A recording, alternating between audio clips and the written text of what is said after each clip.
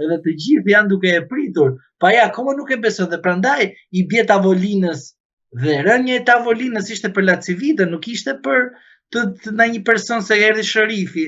Sherifi ka ardhur shumë përpara, por asnjëri se ka parë. Dhe unë ju a them, në përgjimet që janë bërë nga Spaku me arrestimin e Erion Velis, Erion Velia e ka urdhëruar gruan e tij që janë ftuar nga konsullata dhe I thot, Aleksi, mos shko atje se do vi Aleksi. A erdhi Aleksi? Se lind pyetja, a erdhi Aleksi? Nuk erdhi. Edhe I thot, kujdes se ka shkuar administrata e re. Që do thot edhe vetë ai e dinte që administrata e re ka ardhur, por asnjërit nuk I ka thënë asgjë. Pra do të thot, Aleksi ku je? Se të don kush? Se dim. Prandaj, e gjithë kjo situatë që ka ndodhur në vendin ton është e tillë, të gjithë lobojnë dhe të gjithë kanë lobuar ndër vitet. Dhe mos na bëjnë këta si të shenjtorët, të cilët nuk kanë bërë marrëveshje me amerikanët për të lobuar. Edhe një ministër I cili u dënua nga partia e tij, Sajmir Tahiri, bëri lobim për të pastruar figurën e tij në Shtetet e Bashkuara të Amerikës, edhe jo më të bëj Sali Berisha që edhe faj mos të kem, me faj e bëjnë, sepse pikrisht thënë për çdo gjë fajin e ka Saliu. Të mbarojmë këtë histori anormale, jo serioze, për njerëz që akoma mendojnë se Enveri është gjallë dhe normalisht duan të bëjnë ndryshimin edhe thënë nuk dua me këtë, është I tmerrshëm Edi Rama, edhe në fund fare shkojnë te kutia e votimit socialistët dhe votojnë Edi Ramën, pra votojnë shkatrimin e Shqipërisë. Është e tmerrshme. Si mendoni, a ka një shqetësim konkret të Edi Ramës se mos humbet zgjedhjet dhe a është reflektuar kjo te gjua që ka përdorur së fundmi, qoftë duke fyer dhe ofenduar burrat shqiptar apo qoftë duke përdorur një fjalor denigrues?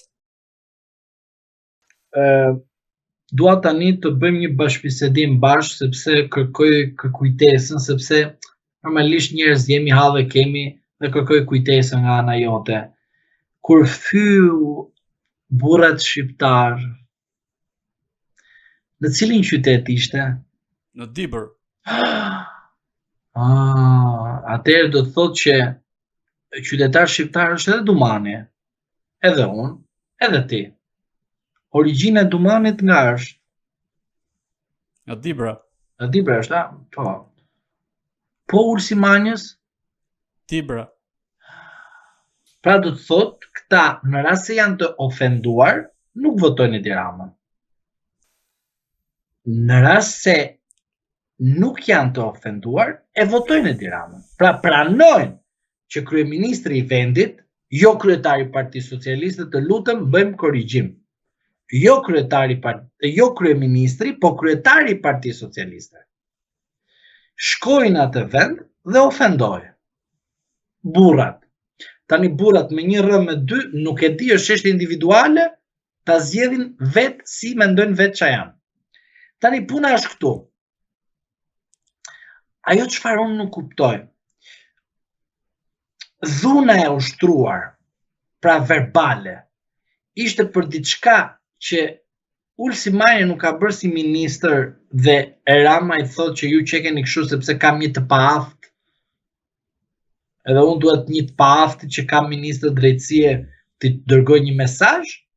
Apo ishte nëpërmjet një të paafti që komandon drejtësinë aktuale në Shqipëri, po I dërgoj një institucioni tjetër të pavarur kushtetues mesazh? Nuk e di. Fal, unë do ta lej këtë diskutim këtu, sepse unë përdora debatin me ty, përdora logjikën, përdora kujtesën e memorjes time për shkak të situatës e memorjes dhe përsëri nuk më dalin shifrat. Dhe kam të pamundur të mendoj që ai e kishte për fëmia për të dy, po unë them për të gjithë. Dhe duke qenë se e them për të gjithë, normalisht e përfshin edhe Dumanin, sepse është burrë edhe ai, është në Shqipëri. Përfshin gjithë burrat të cilët janë të asaj zone atje. Gjithashtu përfshin të gjithë të tjerët ne. Për shembull, unë Ramën nuk e votoj në rast se do të dëgjoja këtë edhe nesër, do thoja, vlla do shkoj të votoj. Sigurisht që nuk e voton Hamet ai. Arroje. Ai nuk e voton, ai e burr. Që do të thot, kush e voton, do të thot që ka kështu si thot Rama. Po mesazhi nuk ka qenë drejt për së drejti kështu. Sepse, shiko, kur ai thot këto fjali më kujtot një fjali e zdromset. Tha një zdroms për zdromsat, për veten e vet. Dhe tani ai nuk e di ku është origjina e tij. Më duket është edhe drejt shkarkim nga kryetari i bashkie dhe do ta shkarkojnë pasi të kalojë zgjedhje, sepse partia në pushtet nuk i merr kështu iniciativet për një zdroms.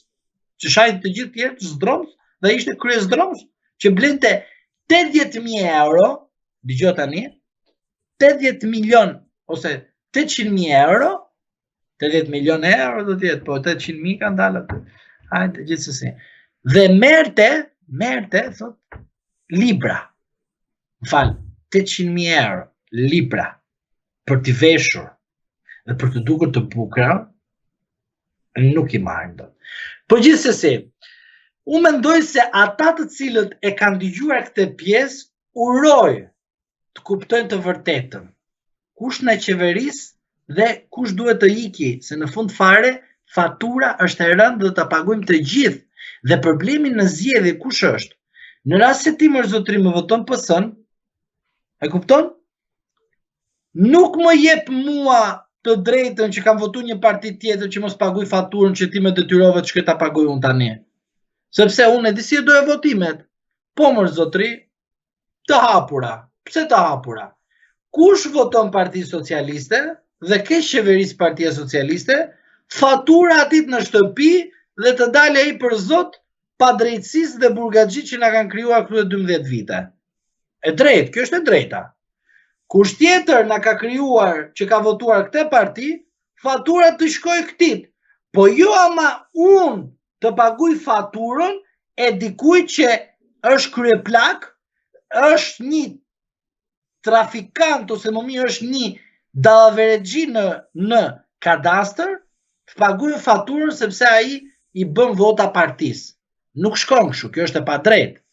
Prandaj që të konkludojmë, këto thyrjet, këto etiketime janë etiketime që cënojnë demokracinë, vendin, zhvillimin e politikës dhe prandaj me qëllim politika jonë nuk ka kaq shumë avantazh, sepse dalin këto individ e ulin nivelin e politikës që t'i thënë popullit, shiko ç'a jemi ne, mos dil me votu. Pra, mos të inkurajohet populli. Unë me çdo mesazh nga sot e deri me datën 11 maj, shkoni, votoni për të ardhmen ton.